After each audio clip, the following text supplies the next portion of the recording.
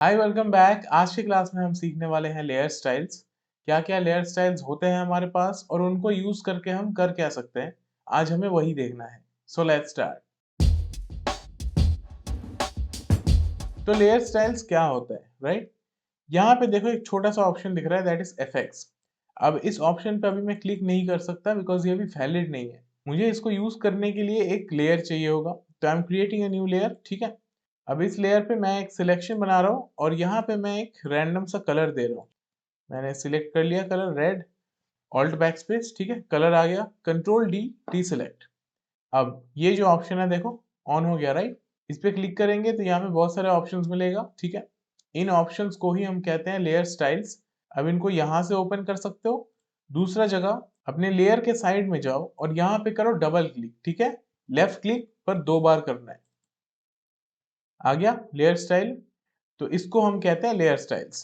तो देखो यहाँ पे वही ऑप्शंस है ना जो हमें यहाँ से मिल रहा था, राइट? तो इनको अब हम एक एक करके एक्सप्लोर करते हैं। शुरू करते हैं ड्रॉप शैडो से। अब ड्रॉप शैडो क्या करेगा? ऑब्वियसली शैडो से कुछ लेना देना है ना। तो यहाँ पे कोई भी लेयर स्टाइल अगर अप्लाई करना चाहते हो अपने लेयर पे, तो यहाँ पे देखो एक छोटा सा बॉक्स आ रहा है, इस पे क्लिक कर सकते हो, अप्लाई हो जाएगा। पर ड्रॉप शैडो की जो सेटिंग्स है ना, वो यहाँ पे नहीं आया। यहाँ पे क्या दिख रहा है हमें? ब्लेंडिंग ऑप्शंस, मतलब ये वाला। तो अगर जो इफेक्ट हम यूज कर रहे हैं उसका हमें कंट्रोल्स यहाँ पे चाहिए, सेटिंग्स, हमें इस पे क्लिक नहीं करना, हमें उसके नाम पे क्लिक करना है। जो इफेक्ट सिलेक्ट होगा ये देखो, उसी के ही सेटिंग्स हमें यहाँ पे मिलेगा। चेक बॉक्स पे जब क्लिक करते हो तो वो अप्लाई तो होता है पर उसका सेटिंग्स नहीं आता है। तो कोई भी चीज अप्लाई कर रहे हो उस पे क्लिक करो और टिक मार्क पे मत क्लिक करना, राइट? आई होप ये समझ में आ गया होगा। तो यहाँ पे देखो ड्रॉप शैडो आ गया और ड्रॉप शैडो हमें यहाँ पे दिखाई दे रहा है। अगर मैं थोड़ा सा जूम करूं, ये देखो ये दिख रहा है, राइट? अब अगर हमें फिर से वापस जाना है एफएक्स में तो हम यहाँ पे डबल क्लिक करेंगे और इस बार देखो यहाँ पे एफएक्स लिख के आ रहा है। इसका मतलब क्या है कि हमने एक लेयर स्टाइल इस पे अप्लाई किया है। क्या है वो? Drop shadow. अभी मैंने ओके किया था ना, ये देखो इफेक्ट्स और ड्रॉप शैडो।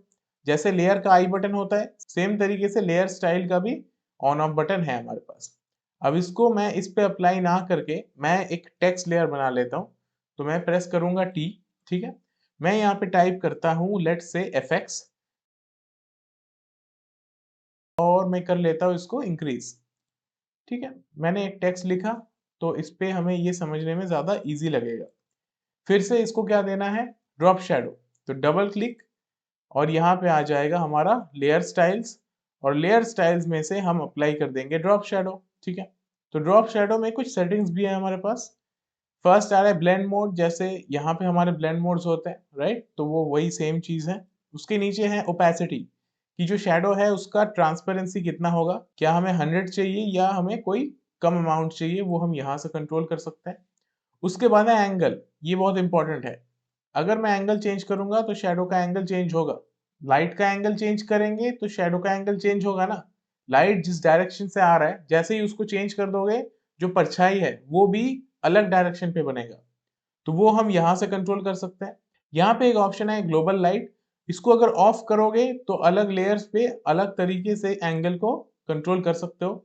अगर ये सारे लेयर्स पे ऑन है तो एक का एंगल चेंज करोगे, सारे लेयर्स पे जो ड्रॉप शैडो दे रखा है ना वो सारा चेंज हो जाएगा। तो इस चीज का ध्यान रखना। उसके बाद है डिस्टेंस, की शैडो कितने डिस्टेंस पे बनेगा।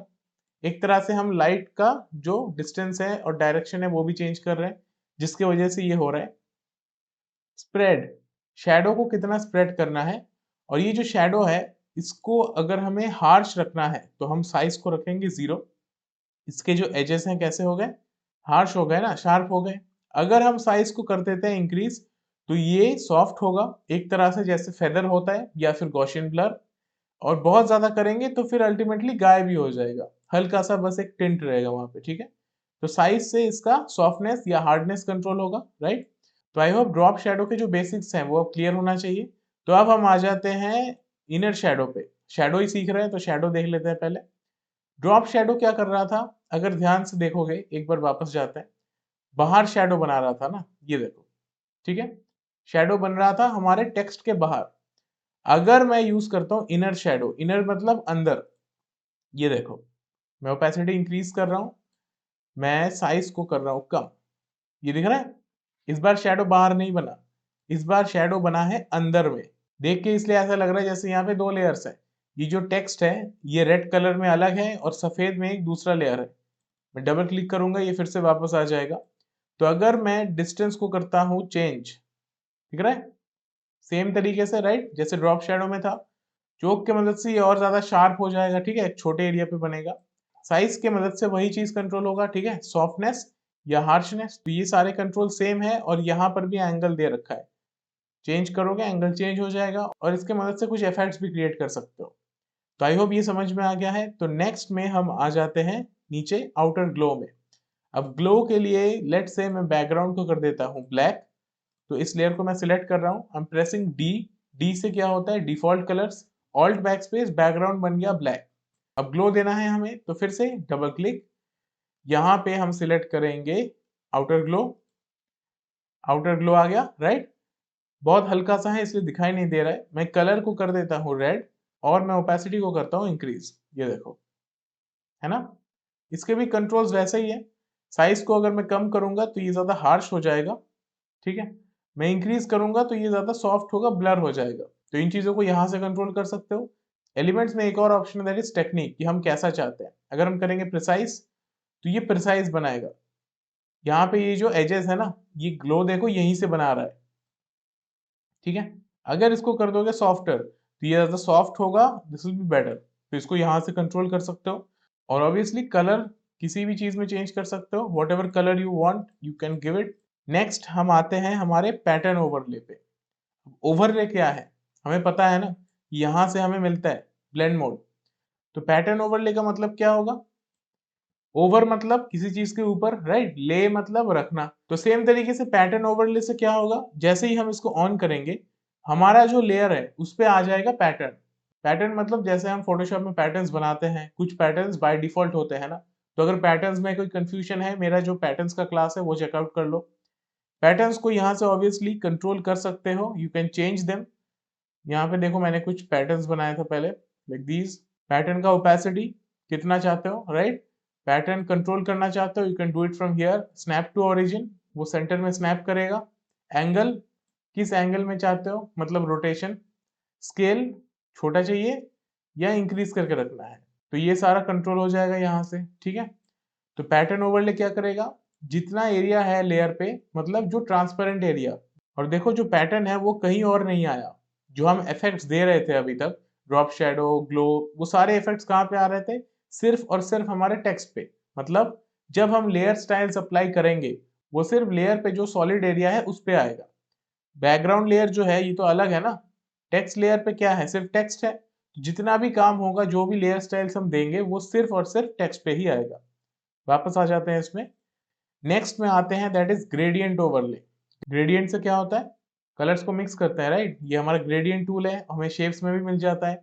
तो सेम तरीके से अगर अपने लेयर के अंदर चाहते हो कि ग्रेडियंट आ जाए, then you can control it from here. यहाँ पे हमारा ओपेसिटी है, ठीक है, ब्लेंड मोड है, सेम तरीके से मैं इसको रखूंगा नॉर्मल पे। अलाइन विथ लेयर, तो ये लेयर के साथ अलाइन कर देगा इसको। स्टाइल हम कैसा चाहते हैं, ग्रेडियंट, लीनियर, रेडियल, डायमंड, वो हम यहाँ से कंट्रोल करेंगे, ठीक है।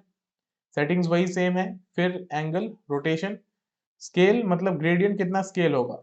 ऑलवेज ये याद रखना कि ग्रेडियंट जब यूज करते हो, स्केल जितना कम होगा कलर्स उतना ही कम मिक्स होगा। अभी ध्यान से देखो, यहाँ पे दो कलर्स के बीच में लाइन दिख रहा है। अगर मैं करूंगा स्केल को इंक्रीज, ये लाइन गायब हो गया। तो जितना स्केल इंक्रीज करेंगे कलर्स उतना अच्छे से ही ब्लेंड होगा, मतलब मिक्स होगा, ठीक है। तो आई होप ये क्लियर हो गया है। इसकी मदद से क्या कर सकते हैं, ग्रेडियंट अप्लाई कर सकते हैं हमारे लेयर पे। नेक्स्ट आता है कलर ओवरले। हमें अगर लेयर का कलर चेंज करना है तो इसको यहाँ से कर सकते हो। ज्यादा यूज इसका नहीं करते हैं बिकॉज जैसे टेक्स्ट है, इसका कलर मैं यहाँ से तो कंट्रोल कर ही सकता हूँ ना। डबल क्लिक करके यहाँ से चेंज कर सकता हूँ। बट फिर भी ऑप्शन है यहाँ पे, if you want to use you can use it from here, ठीक है। और उसका भी यहाँ पे ओपेसिटी है कि जो कलर अप्लाई होगा वो कितना ट्रांसपेरेंसी के साथ अप्लाई होगा। तो कलर के बाद हम आ जाते हैं सैटिन पे। सैटिन पे क्लिक करेंगे तो अभी कुछ हुआ नहीं है। इसका मैं ब्लेंड मोड चेंज करता हूँ और मैं करता हूँ नॉर्मल। तो ये कर क्या रहा है कि अगर हमें टेक्स्ट के अंदर थोड़ा सा डेप्थ चाहिए, हम तभी इसको यूज करेंगे। वैसे तो यूज नहीं करेंगे इसका उतना, but if you want you can obviously use it. इसकी मदद से देखो you can customize your text little bit. जैसे देखो अभी इसमें क्या आ गया, थोड़ा सा डेप्थ आ गया, तो ये क्या कर रहा है, हल्का सा डेप्थ ही ऐड कर रहा है टेक्स्ट में। नेक्स्ट आते हैं हमारे इनर ग्लो पे, क्लिक करेंगे। इनर ग्लो मतलब ग्लो बनेगा पर कहाँ पे, अंदर में। अगर मैं साइज को करूँ इंक्रीज, ये दिख रहा है ग्लो बनाना कहाँ पे, अंदर में बना, बाहर नहीं बना। जैसे अभी हम आउटर ग्लो देख रहे थे ना, यहाँ पे आउटर ग्लो कहाँ पे बना था, बाहर में। तो इनर ग्लो ऑब्वियसली टेक्स्ट के अंदर बनेगा, राइट। कोई भी ऑब्जेक्ट है, वो कोई सिलेक्शन भी हो सकता है, वो ग्लो उसके अंदर ही बनाएगा, बाहर नहीं जाएगा। और यहाँ पे भी कलर चेंज कर सकते हो obviously, you want any colour you can change it. और इसकी मदद से भी एक हल्का सा डेप्थ आ रहा है, राइट। और इसको कंट्रोल भी कर सकते हो कि ये ग्लो कहाँ पे चाहिए, सेंटर में चाहिए, एज पे। अभी देखो एज पे है ना, if I click on centre, centre में आ गया। कलर कौन सा है, ग्रीन। तो हमारा जो मेन कलर था रेड, वो चला गया बाहर में, और ग्रीन कलर आ गया अंदर में। तो you can create depth with this. ठीक है, तो आई होप ये समझ में आ गया है। इनर शेडो ऑलरेडी देख लिया है। अब आते हैं स्ट्रोक पे। अब स्ट्रोक क्या होता है, जैसे हमारे पास कोई भी शेप है, हमने उसका एक आउटलाइन बना दिया, तो उस आउटलाइन को हम कहेंगे स्ट्रोक। अगर मैं क्लिक करूंगा स्ट्रोक पे, अभी देखो स्ट्रोक ब्लैक कलर का आया, तो हमें पता नहीं चल रहा है। मैं कलर चेंज करूंगा, ये समझ आएगा। ठीक है, किसी भी चीज को अगर एक आउटलाइन देना चाहते हो, तो पेन टूल से बैठकर बनाने का नीड नहीं है। अगर वो शेप है, तब तो वो शेप के जो सेटिंग्स है वहीं से आ जाएगा। पर अगर वो शेप नहीं है, देन उसको इस तरीके से स्ट्रोक दे सकते हो। स्ट्रोक का कलर यहाँ से चेंज हो जाएगा। ठीक है, कोई भी कलर चाहते हो यू कैन चेंज इट। मैं इसको व्हाइट भी रखूंगा बिकॉज कॉन्ट्रास्ट अच्छा है। ठीक है, अब मैं साइज इंक्रीज कर रहा हूँ, तो ये देखो ये अंदर की तरफ हो रहा है। लेट्स से हमें बाहर की तरफ चाहिए, तो हम क्या करेंगे, यहाँ पे देखो एक ऑप्शन आ रहा है पोजीशन। पोजीशन मतलब स्ट्रोक का पोजीशन, स्ट्रोक कहाँ पे बनेगा, अंदर में या बाहर में। तो इनसाइड है, if I click on outside, अब देखो हमारा जो टेक्स्ट है ये थोड़ा सा ब्रॉड हो गया ना। ठीक है, अब इंक्रीज करेंगे, बाहर ही बनेगा। ठीक, तो स्ट्रोक को कंट्रोल कर सकते हो, अंदर या बाहर चाहिए। एंड यहाँ पे एक और ऑप्शन है दैट इज सेंटर। अभी अगर इंक्रीज करेंगे, तो देखो अंदर में भी इंक्रीज हो रहा है, बाहर में भी इंक्रीज हो रहा है, काइंड ऑफ लाइक 50-50। तो you can control it from here.